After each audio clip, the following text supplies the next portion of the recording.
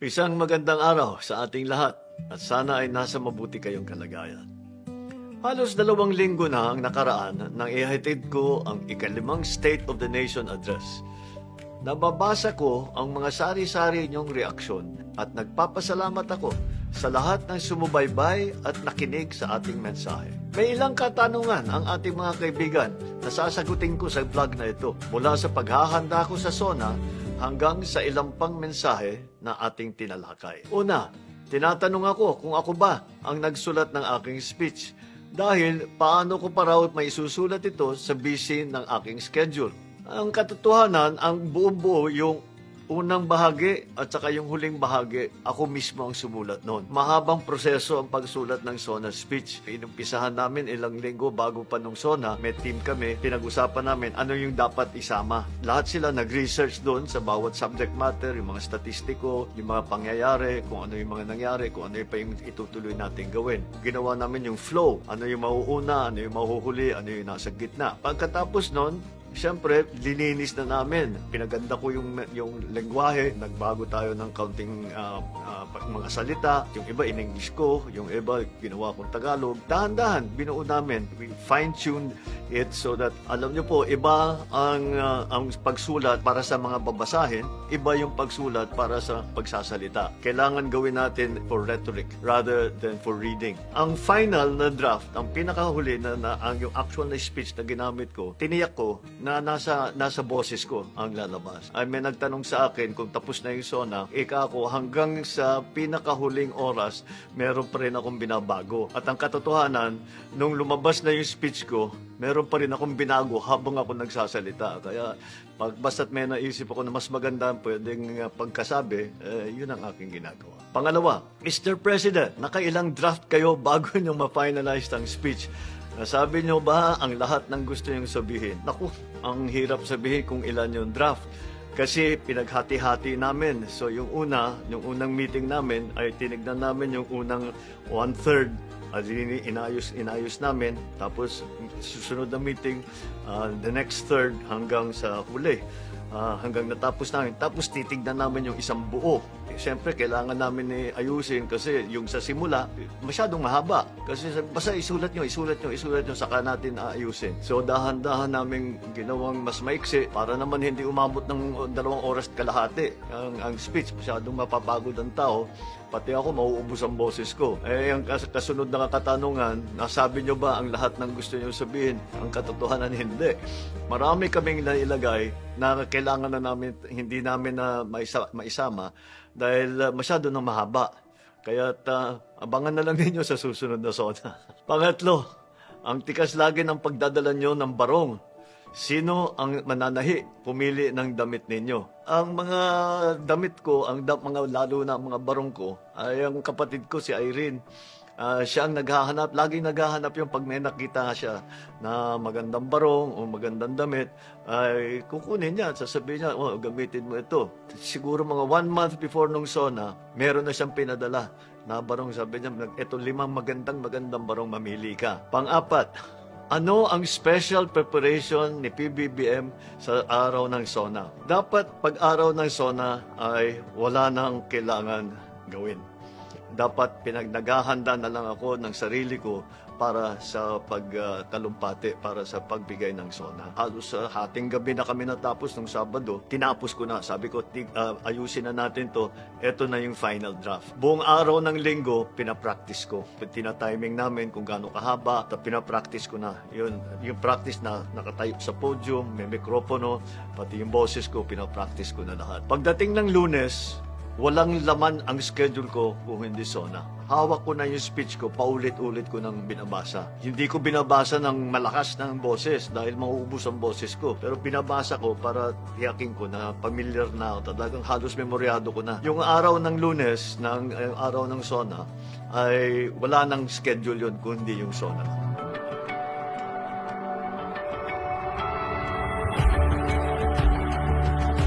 Pagkatapos ng SONA, ay nakatanggap tayo ng mensahe mula sa isang grupo ang advokasya, ang kalusugan ng kabataan. Gusto ko sanang i-share sa inyo ang mga sulat na ito. Supposedly, ay hinihiling nila at talakayin ko ito sa SONA. Ito nga, yung sinasabi ko na, hindi lahat ng bagay ay matatalakay pero hindi nangangahulugan na hindi ito importante. Napaka-importante nito. Maraming salamat kay Aliyah May Losari, ang convener ng Youth for Health Coalition. Kaya't babasahin ko po ang kanilang sulat na ibinigay sa akin. Magandang araw po. Ako po ay isa sa mga kabataan na binanggit nyo sa mga nakaraang ninyong SONA, maging sa mga commercial nyo sa SHOT TV noong eleksyon. Nais ko lamang po magbigay sa inyo ng pananawagan upang siyasatin ang tunay na estado ng ating bansa tungkol sa kalusugan ng ating mga kabataan. Nagugutom po ako sa bahay at sa school. Nagdadialis na po si Papa at si Mama na lang po ang nagtatrabaho para sa amin. Ang sinabi nyo, the strength of the nation lies in the well-being of our people. Pero paano po yun kung ang mamamayan nyo po ay may sakit? Kung wala naman po, nagdudusa sa gutom, lubos na gumagalang. Ang pagpirma niya, kulot. Totoo yan at hindi magiging maganda ang kalagayan ng ating bansa kung ang ating mga kababayan ay ginugutom. Kaya't meron po tayo dyan ng walang gutom program upang makapagbigay ng tulong para sa ating mga kababayan na nangangailangan ng pagkain at hindi nakakatiyak na makakain ng 3 beses sa isang araw. Meron naman tayong ginawa na programa na nagbigay tayo ng pondo sa ating mga local government para makapagbigay sila ng mga tigsa 10 kilong sako ng bigas sa ating mga kababayan na talagang nangangailangan.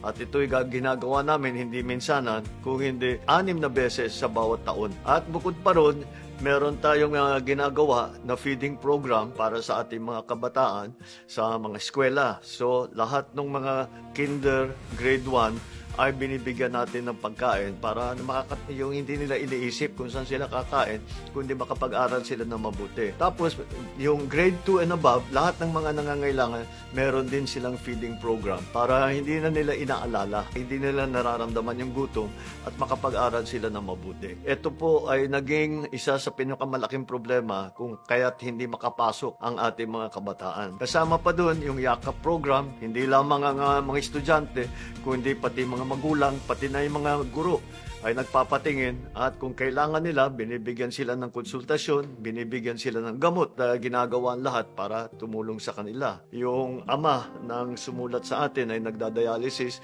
ay pinadami na natin ang suporta ng PhilHealth para sa mga nagdadialysis at saka yung tulong natin para sa mga gamot ay dinagdagan natin. Kaya halos libre na ang mga dialysis patient. Bukod pa ron ay para sa mga nag-cancer, para sa mga HIV/AIDS, para sa mga mental health, lahat yan ay pinarami natin. At ito'y tulong para naman mas maging maginhawa ang buhay ng ating mga kababayan at makatulong tayo sa kanilang kalusugan. Ito isa pang sulat galing naman kay Ali. Ako po si Ali at mahalaga sa akin ang napag-usapan ang kalusugan ng kabataan dahil dito magiging simula ang pagiging produktibo namin bilang mamamayan. Ilan po sa mga pinsang ko ang nabiktima na ng mga taong under ng influence ng alak. Ganon din sa masamang epekto ng second-hand smoke. Sana po ay madinig ang aking boses na gawing priority ang mga batas tungkol dito, kagaya ng House Bill 3887 at iba pang health taxes. Noong nakaraang SONA ay nabanggit ninyo po tungkol sa pag-address ng issue sa malnutrition. Sana po ngayon ay mabanggit at mai-priority ninyo ang mga health issues gaya ng pag-address sa bisyo na bumibiktima sa mga kabataan. Ay naku, tama-tama itong sulat no, Ali. Kaya naman dun sa mga health issues ay talaga naman pinatibay natin ang pagtulong sa ating mga kababayan pagdating sa healthcare. Nandyan na yung ating zero balance billing. Lahat ng magpapatingin o magpapagamot sa DOH, sa Department of Health ng mga ward ay zero balance billing na. At ang mga gamot na tinanggal na rin natin, wala nang binabayad na VAT sa mga iba't ibang suliranin na hinaharap ng ating mga kababayan. Nandyan ang DSWD, marami po silang ginagawa para tumutulong para doon sa naging biktima na dito sa mga iba't ibang problema na ganyan. Ang napaka-importante na maganda ang kalusugan ng ating mga kababayan. Ang sabi nga nila, at sa palagay ko ito totoo, kahit gaano ka kasikat, kahit gaano ka kayaman. Kapag ikaw ay may sakit, hindi magiging maganda ang buhay mo. Kaya't yan ang aming inuuna, kaya't napakataas na priority ang kalusugan ng ating kabataan, ang kalusugan ng ating mamamayan. Dalawa pa lang yun dito sa maraming iba't ibang sulat na natanggap natin. Lahat ng sumulat po sa akin ay asahan ninyo, bata man o matanda, ay babasahin ko lahat ito. Titiyakin natin na kung meron pa tayong maaring gawin, matugunan ang mga inyong binabanggit na problema, ay asahan ninyo, gagawin naman inyong pamahalaan ito. Sa mga pang-aalipusta, hindi tayo matitinag. Sa manlulupig, hindi tayo pasisiil.